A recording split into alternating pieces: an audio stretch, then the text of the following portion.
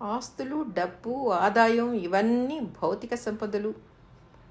భావోద్వేగాలు, శక్తి, సమయం ఇవన్నీ మనకున్న అదృశ్య ఆస్తులు.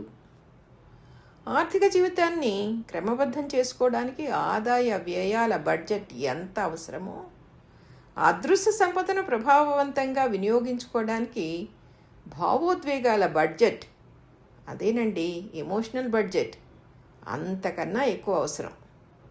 అది ఆ అదృశ్య వనరుల్ని క్రమబద్ధం చేసి మంచి జీవనశైలికి దిశానిర్దేశం చేస్తుంది. ఆర్థిక బడ్జెట్ లేకపోతే జీవితం గందరగోళంగా మారినట్లే, ఎమోషనల్ బడ్జెట్ లేకపోతే మనసు అలసట, అసహనం, నిరాశలతో నిండిపోయి ఆందోళన పెంచుతుంది. ఏ పనికి ఎంత సమయం కేటాయించాలి, ఏ ఆలోచనకి ఎంత విలువ ఇవ్వాలి అనేవి ఎవరికి వారు నిర్ణయించుకోవాలి.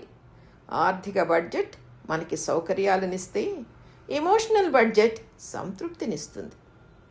సంతోషం, ప్రశాంతత, కృతజ్ఞత, ప్రేమ, అర్థవంతమైన పని, ధ్యానం, కుటుంబ సమయం ఇలాంటివన్నీ అదృశ్య ఆదాయ వనరులు. కోపం, అసూయ, ఆందోళన, నిరాశ, పోచుకోలు కబుర్లు, అనవసర వాదనలు అలాంటివన్నీ వ్యయాలు. నిద్ర, విశ్రాంతి, ఏకాంత సమయం, సెల్ఫ్ కేర్ ఇవన్నీ భవిష్యత్తుకి భద్రతనిచ్చే నిధులు.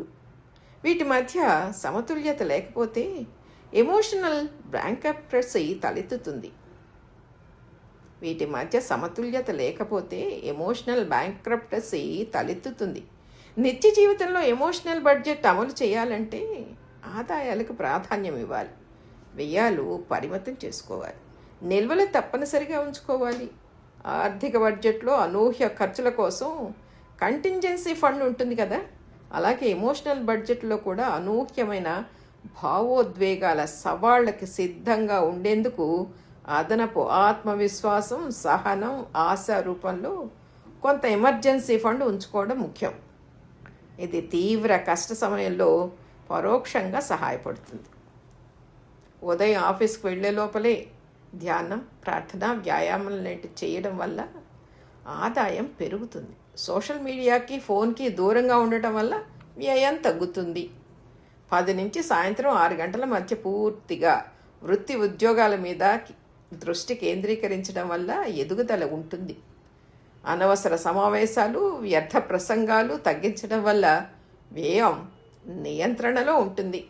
సాయంత్రం కుటుంబ సభ్యులతో గడపటం, స్నేహితులతో అర్థవంతమైన సంభాషణ, రాత్రి భోజనం తర్వాత కాసేపు నడక నిల్వలను పెంచుతాయి.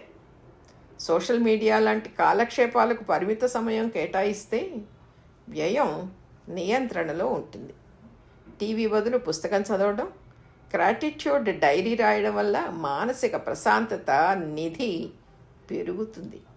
కనీసం 7-8 గంటలు మంచి నిద్ర మొత్తం బడ్జెట్పై సానుకూల ప్రభావాన్ని చూపిస్తుంది. మరెందుకు ఇంకా ఆలస్యం? రోజువారీ జీవితంలో అమలు చేయడానికి ఇదొక ఆదర్శ నమూనా.